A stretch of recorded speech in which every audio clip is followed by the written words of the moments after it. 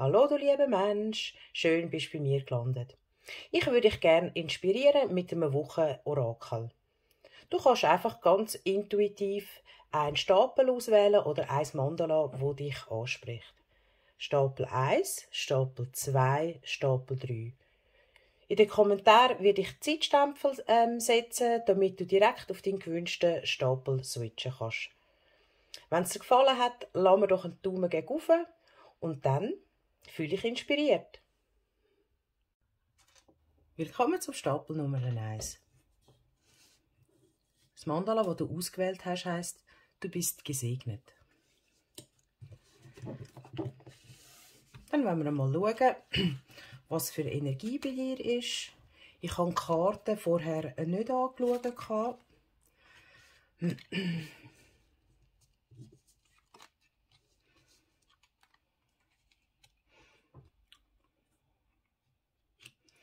Also, ich nehme wahr, dass du im Moment vielleicht in einer Stimmung bist, wo du sehr dich allein gefühlt hast, dich von der Umwelt nicht verstanden hast, jetzt doch aber für dich einen Weg gefunden hast, zum weitergehen, zum aus dem tiefen Loch wieder aufstehen und mutig vorwärts zu schauen, was Neues Inspirierendes könnte kommen, auf dich zukommen könnte.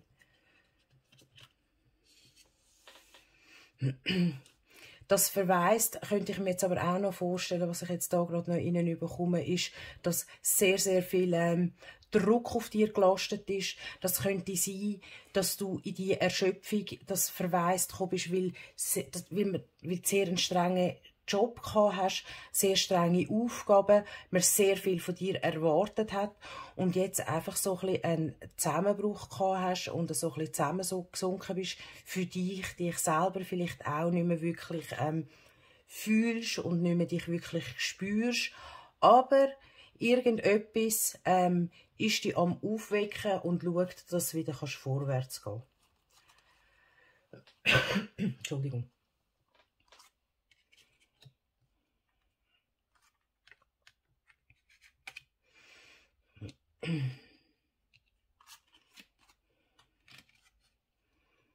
Die nächste Woche sieht schon wieder viel fröhlicher aus. Ich denke mir, du wirst wirklich aus dem Loch rauskommen, du wirst dich befreien können. Was dir sicher gut wird tun, ist, wenn du jemanden zu dir nimmst, jemanden, der dir wichtig ist.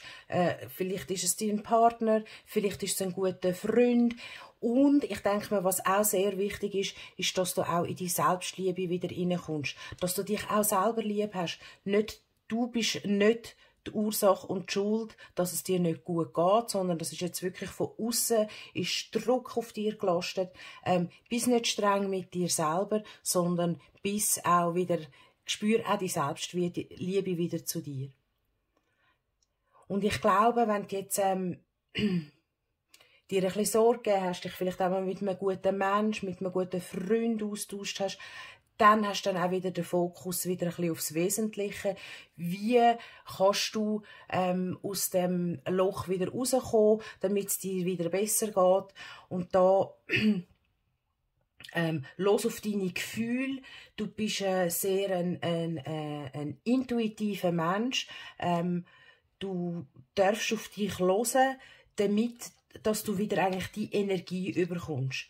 Also die Lösung ist in dir rein, in dem, dass du ganz genau hörst, was hast du für Gefühl, was wollen die mir sagen, nicht, dass du ihnen verharrst, sondern hörst, was dir deine Gefühle sagen wollen, damit du dich daraus befreien kannst und wieder in die Aktivität hineinkommst. Aber wirklich auch in dem Ausgleich, weil ich kann mir vorstellen, oder ich nehme da wahr, dass du ein Mensch bist, der immer bis ins Letzte hineingeht. Der wirklich sich aufopfert und dann vielleicht, dass du da schon öfters kennst, dass du das schon öfters begegnet ist, dass du so viel geschafft hast und da hast für andere, dass du so ein bisschen in ein Loch hineingefallen bist, dass Energiemonster um dich herum hast, aber du sehr ein powervoller Mensch bist und dich eigentlich wieder aus dem Loch geschafft hast, rauszuholen. Aber da ist wirklich auch ein bisschen die Empfehlung, los vorher auf deine Gefühle, nimm das ernst, wenn du merkst, hey, ich bin erschöpft, dann darfst du erschöpft sein, dann darfst du dich zurückziehen. Ich glaube, die Leute fordern viel auch von dir, weil du vielleicht auch nicht Nein sagen kannst. Weil du wirklich sehr ein hilfsbereiter Mensch bist. Aber eben vielleicht für die nächste Woche such du mal vielleicht Hilfe bei jemandem, geh du zu jemandem, so wirst auch du den Fokus wieder drauf haben, auf deine Gefühle und kannst dann wieder besser aufstehen und in Aktion treten. Ja, auch da siehst du, Atem holen, mach vielleicht auch gewisse Atemtechniken für dich, damit wieder ruhig ist, damit du dich spürst, damit auch du spürst, wo sind deine persönlichen Grenzen. Weil du bist, eben, das habe ich als vorgestellt, du bist auch sehr empathisch, du bist intuitiv, du hast eigentlich sehr einen guten Draht zu deiner Stimme, nur willst du nicht immer hören, nur hast du das Gefühl, das mache ich noch, das schaffe ich noch, aber los auf deine Intuition, auf die darfst du vertrauen, weil dann kommst du auch das richtige Maß über im Geben und Nehmen, vielleicht dieser weiblichen und männlichen Energie, dem aktiven und passiven, damit du da auch einen Ausgleich bekommst.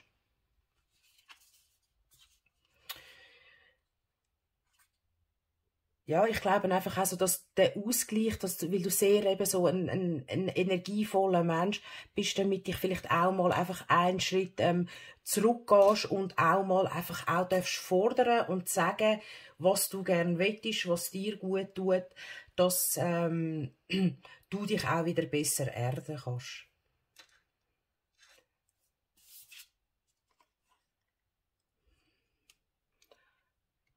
Also eben zeig dein wahre Ich. Mein Tipp ist wirklich, geh einen Schritt zurück, los auf deine innere Stimme, versuch vielleicht, das muss ja nicht meditieren oder Yoga sein, einfach auch mal anstehen, bewusst schnaufen, damit dich selber wieder spürst, damit nicht in das Loch hineingehst, sondern dich besser auch abfangen kannst und dich selber auch abgrenzen kannst. Die Leute wissen, sie können sich auf dich verlassen, auch wenn du einmal Nein sagst. Ich hoffe, es hat dich ein bisschen inspiriert und es hilft dir, ein bisschen zur Ruhe zu kommen. Ich glaube, es wird eine gute Woche, wenn du dir Sorge hast und dich selber in den Mittelpunkt tust. Wenn es dir gefallen hat, gib mir doch einen Daumen gegen auf. Hallo zu Stapel Nummer 2. Wie immer, ich habe zwar die Karten vorsortiert, aber ich weiss nicht, was sich darunter verbirgt. Schauen wir mal, was da für eine Energie da ist.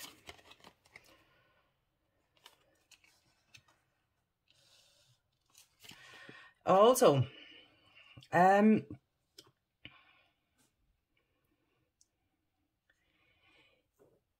ich nehme da wahr, dass da eine Energie ist von Unzufriedenheit.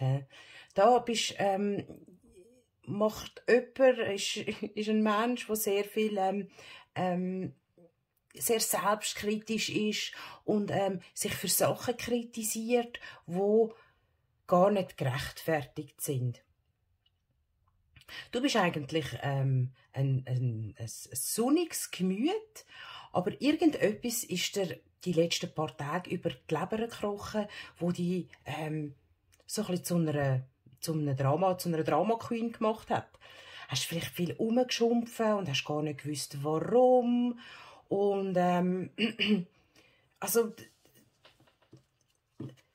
da nehme ich wahr, dass du sehr unzufrieden bist, aber eigentlich überhaupt keinen Grund hast, zum unzufrieden zu sein, dass das du dir selber ein bisschen auferlegt hast. Vielleicht hast du irgendwie dir ein Ziel vorgenommen und nicht erreicht oder bist extrem kritisch mit dir selber, weil rund um dich herum zeigt eigentlich alles, dass alles positiv ist, dass alles sehr gut ist, dass du harmonisch bist mit deinem Umfeld und dass dir eigentlich auch beruflich gut geht. Aber irgendetwas hast du da im Kopf hinein, wo dich beschäftigt, wo du darfst genauer anschauen, von wo dass der Unmut in dir hineinkommt.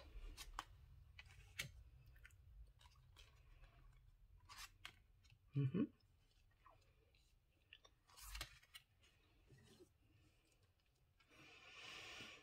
Also, ich glaube, die Unruhe ist entstanden durch irgendein Ereignis, wo dir ein bisschen den Boden unter den Füßen weggezogen hat. Es kann sein, dass du irgendetwas geplant hast, wo jetzt nicht stattfinden kann oder wo sich verschoben hat.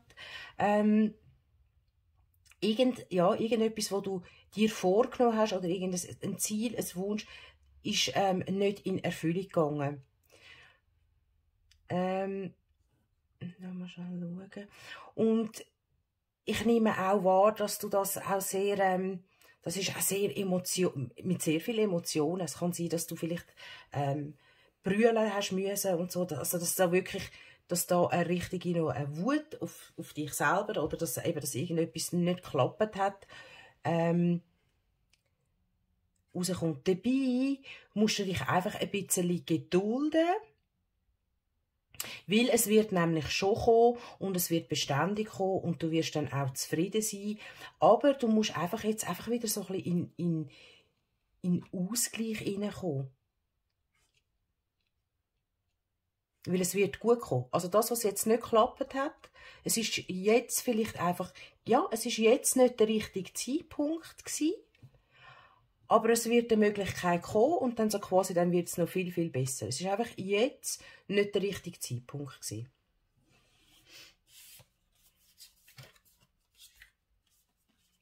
Eben, und die Hoffnung nicht verlieren, weil es wird ein glückliches Ende finden. Also das, was dich jetzt traurig macht, kann ich mir sehr gut vorstellen, dass eben einfach jetzt nicht der richtige Zeitpunkt ist, aber es wird kommen, dass das, was du dir wünschst, das wird wird geschehen. Du musst einfach wirklich du musst einfach daran glauben, dass das gut kommt und ja. Wir haben 6 von der Stäbe, die für Erfolg, die für Glück steht. Und dass du auch noch den Magier dazu, du wirst dann auch alle Mittel haben. Also, ja, also das spüre ich ganz fest, dass das, was dich jetzt traurig macht, das, was dich enttäuscht hat, das ist deine Realität im Moment. Aber das hat alles einen Grund gehabt, warum es nicht jetzt möglich war.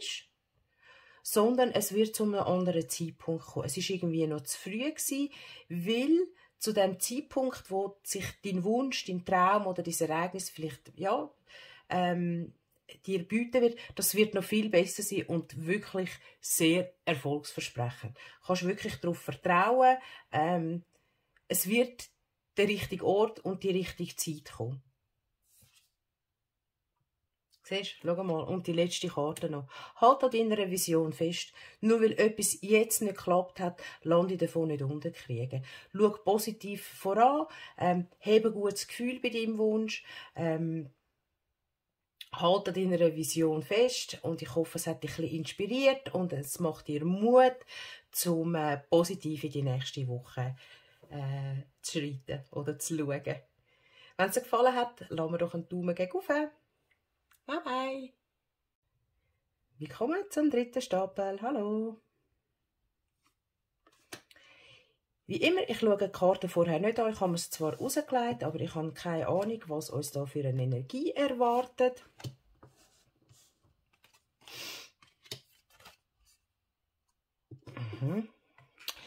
Also, da geht es irgendwie um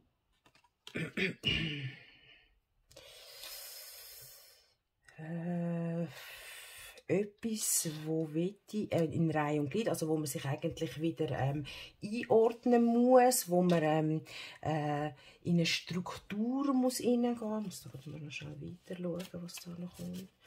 Okay.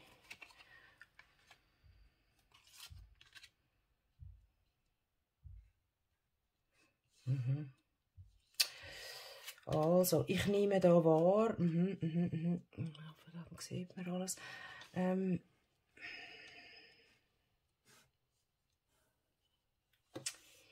Ich nehme da einen Mensch wahr, der sehr in der weiblichen Energie ist, wo sich vielleicht ein bisschen zurückgezogen hat, wo ja, dass du dich jetzt im Moment vielleicht ein bisschen zurückgezogen hast, nicht mehr so aktiv bist, nicht rausgehst,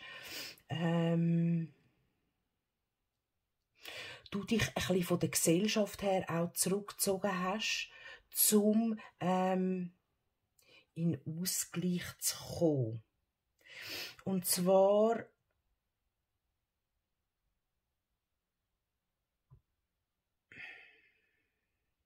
habe ich das Gefühl, dass dich die Zeit sehr, sehr gefordert hat, wo du gehabt hast. Mal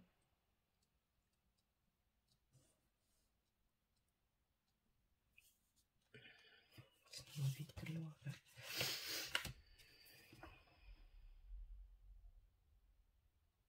Ich nehme das sehr, sehr, sehr eine grosse Energie wahr. Also es muss sehr ein kraftvoller Mensch, und ich glaube, es ist so ein bisschen ein Konflikt, um aus der Norm rauszubrechen.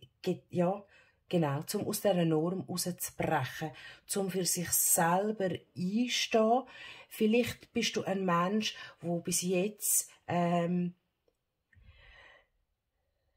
dem Reihe und Glied und diesen Strukturen immer gefolgt bist und jetzt eigentlich persönlich merkst, dass dir das nicht gut tut, dass du vielleicht jetzt auch Zeit gehabt hast, um dir Gedanken zu machen, will ich das noch so oder will ich das nicht? Wie gesagt, ich nehme da wirklich sehr, sehr starke Persönlichkeit wahr, wo auch viele Sachen erreicht hat in ihrem Leben.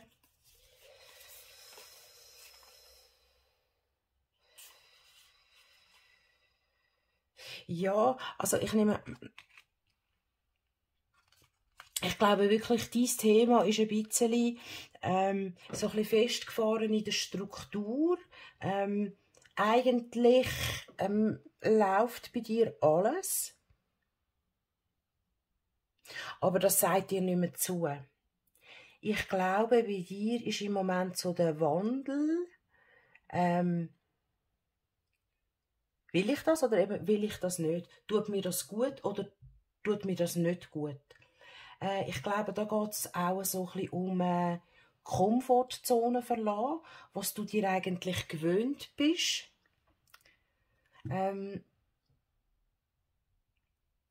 Weil eigentlich würde es dir gut gehen, wenn du den Bereich nicht verlässt. Also ich glaube, deine Gedanken sind jetzt im Moment sehr darauf bedacht, eben das, will ich das eigentlich jetzt so weiterleben? Eigentlich wäre alles okay, aber gibt es denn da nicht noch etwas mehr, wo da raus will? Und das spürst du auch in dir inne. Und das macht dir die Unzufriedenheit.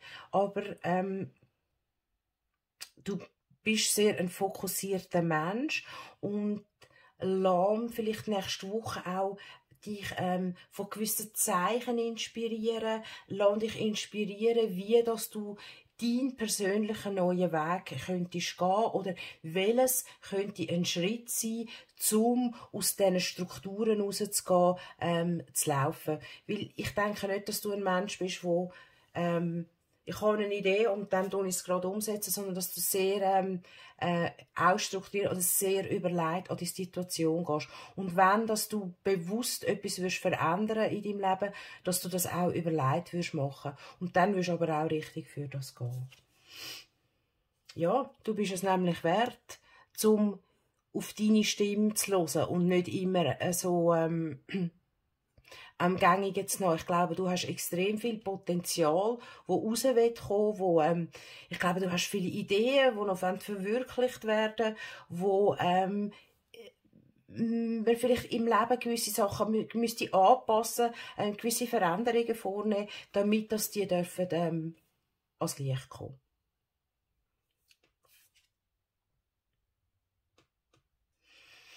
Und wenn du dich so verhaltest, schau mal, da haben wir noch die Mondkarte, dann sind die Ergebnisse in Reichweite. Also ich würde das, was du jetzt in dir innen spürst, dass du dich nicht 0815 die Reise weiterbegeben willst, sondern dass du in dir innen spürst, hey, da ist noch irgendetwas anderes, wo will ich rauskommen. Der Mond, den ich jetzt da jedes Mal wieder sehe, der sehr stark ist, vielleicht geh mal raus, schau den Mond an, vielleicht kannst du dich mit ihm verbinden und dass er dir einen weiteren Tipp kann geben, wie dass du deine Reise zu dir selber fortfahren kannst. Ich hoffe, es hat dich ein bisschen inspiriert. Ich wünsche dir ganz viel Spass auf deiner Reise und eine sehr schöne nächste Woche. Lass mir doch einen Daumen auf, wenn es dir gefallen hat.